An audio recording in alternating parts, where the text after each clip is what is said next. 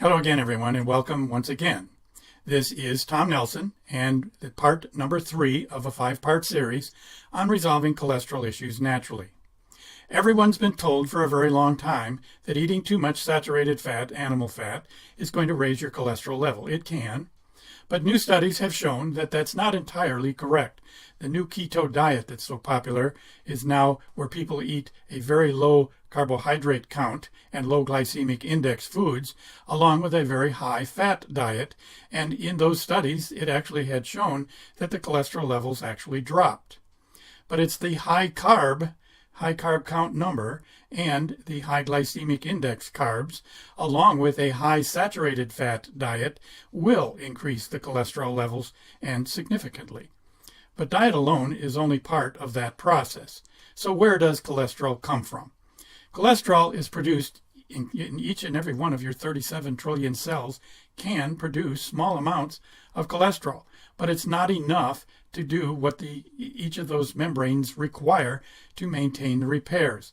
So your liver has taken on the responsibility of producing all of the cholesterol that your body needs. You actually don't even need any cholesterol from your diet, but it can come from your diet. In fact, it can happen in several ways. Some of them you're going to be surprised at. You're going to learn about those in the next series, in the next video.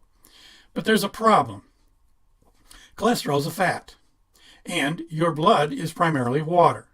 And if you've ever tried to mix fat with water, and you can stir it as vigorously as you like, it will very quickly separate out and puddle as soon as you stop stirring it. So your liver is, as we just said, is producing all of the cholesterol that your body needs.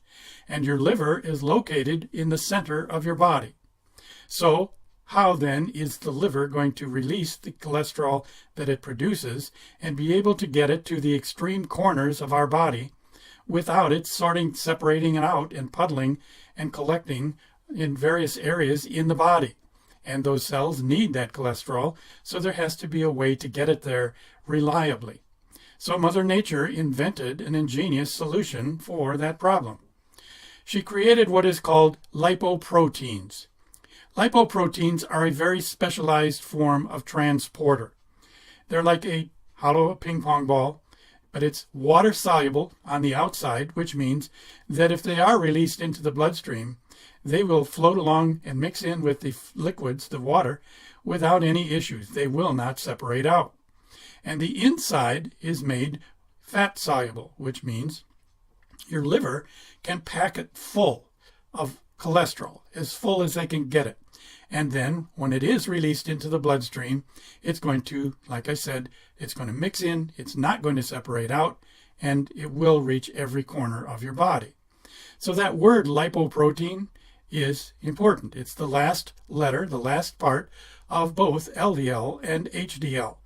The HDL is low density lipoprotein, and HDL is the high density lipoprotein. And the same is true of the other 4 types of cholesterol. All 37 trillion of your body cells, again, are capable of producing small amounts, but again, your liver has to produce the majority of it, so it has to be released primarily from the center of your body, and then it will travel through your bloodstream. There are other ways that your body can produce LDL cholesterol. Let's start with some basics. Your liver produces the LDL cholesterol from that VLDL cholesterol. Let's back up and find out where that comes from. When you eat meat with fats, there's digestive enzymes in your intestines that are going to disassemble that meat and the fats, and it's going to break them down into their individual strands, individual molecules of fat. And then other enzymes are going to come along, and they're going to collect 3 of them. When you have 3 of anything, you can call it a tri. So it takes 3 of those molecules of fat, and it can be different types of fat all mixed together. But it takes 3 of those, and it locks them together with a glycerol molecule. And that forms a triglyceride. Now, the triglycerides are too large to be picked up by the very, very tiny capillary blood vessels that pick up all of the other things like water, vitamins, minerals, amino acids, and other things. So your lymph system has to pick it up. Your lymph system is specially designed to pick up these very large particles. And so your lymph system is going to pump it straight up to your neck and dump it into your venule bloodstream, where enzymes will then start to break it down. And as those enzymes start breaking it down, there's a series of steps that cholesterol will actually go through to become LDL cholesterol. That enzyme breakdown into the VLDL is just the first step. But then the HDL will come along and it'll mark those, the VLDL, and then the liver will pick them up and it will bring them into the inside, and the liver then will take it through the last steps to breaking it down to where it finally becomes the LDL cholesterol, and then it's put into the bloodstream. So triglycerides from your diet are again produced by enzymes in your intestines. They're picked up, they're converted into those triglycerides. They're brought up to your bloodstream. Enzymes begin to break them down, and then your liver converts them into the LDL cholesterol. So there are other ways, though, that triglycerides can get into your bloodstream. So this is the first. And of course, any fats that are in your diet will enter your bloodstream as triglycerides, and they can be converted either and stored as either fat or LDL cholesterol. They can be converted. So now we're going to show you some other ways that triglycerides can get into your bloodstream, and it's going to surprise you. Everything that you eat is broken down into its basic constituents, just like I described with the meat. There are enzymes that are going to come in and they're going to disassemble whatever it is that you've eaten into its very basic constituents. Things like vitamins and minerals, water, enzymes, amino acids, proteins, carbohydrates, and others. It's the carbohydrates and some of the amino acids from meats that are going to be broken down into glucose and put into the bloodstream.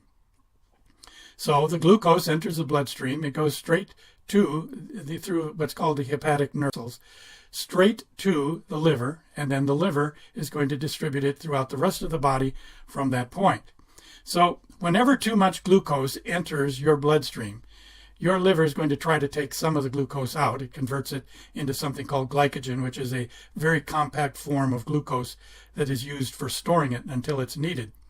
But much of that glucose is going to enter the bloodstream in general population, in other words, throughout the rest of your body.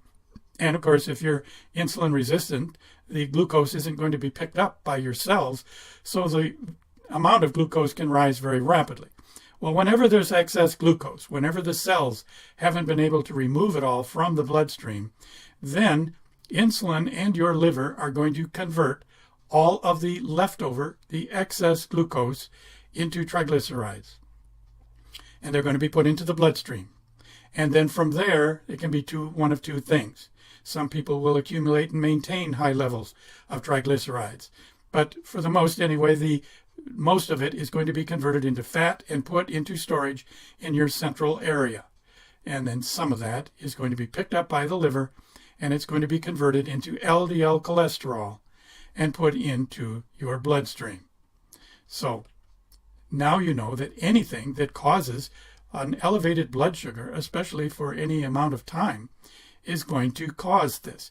Your hypothalamus, which is a very tiny organ right in the center of your brain, it's about the size of an almond or the finger on your index finger, and the little man that controls that control room knows that he cannot allow too much glucose or insulin together in the bloodstream for any amount of time, for any extended period of time, because of the extensive amount of damage that it will cause. So your little man in the control room is going to promote this process called de novo lipogenesis, where the glucose is going to be converted into those triglycerides. So whenever your triglycerides rise above 133 milligrams per deciliter, those enzymes will begin to convert them into VLDL, and in turn, it'll be stored as fat, and some of it will be converted into LDL cholesterol, because that's all going to be converted into those triglycerides. Those triglycerides cannot be allowed to be in there for any extended amount of time either. So now you know how your triglyceride levels can rise just because you're diabetic or because of what you eat, how much glucose you put in there. So it's also then going to increase the amount of LDL cholesterol that's going to be produced from all those triglycerides. So your body's 37 trillion cells have a limited capacity for storing glucose. If you've watched the videos on cellular basics, you'll know that every one of those 37 trillion cells is 1/10 the diameter of a hair from your head. And if you take a hair from your head or anywhere on your body and you orient it so you're looking at it from the end, it actually disappears. It's too small to be seen from the end with the naked eye. But yet each and every one of these 37 trillion cells are 1/10 that diameter. So how much glucose do you think they can store? But the only saving grace is that there's 37 trillion of them.